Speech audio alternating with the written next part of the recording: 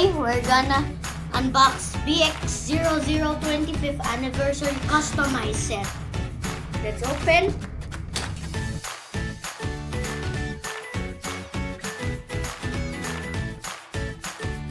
There's another box inside the box. Box inside the box. Oh!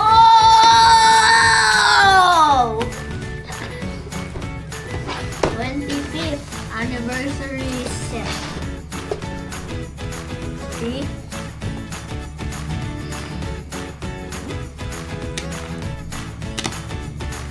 Oh!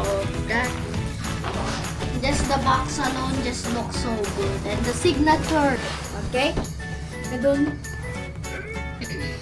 Are great. Two blades, Grand Sword, and Valkyrie, and Storm Pegasus, and Dragoon. These are the stickers. Here's the other parts. Oh my goodness. These are the ratchets. I think that's 460, 360. I don't know if that's 360 or 370 right there. 260 and 360. Decent ratchets. The only bad parts here is just that and that. And then these are just stickers are actually really cool, especially this Grand Sword one with a hologram. Okay, here's the bits.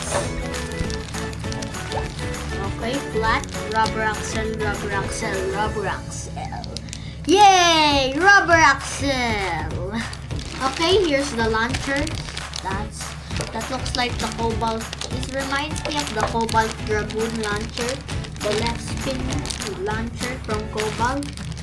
This too also reminds me.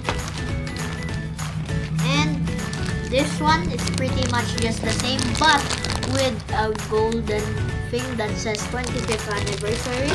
And left spin winder launcher. Here's the winders, the dragon winder, and the normal winder. Okay, the dragon winder.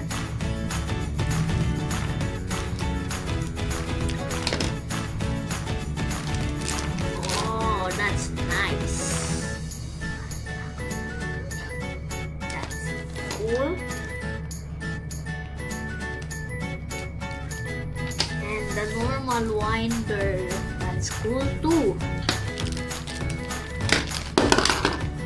That's cool.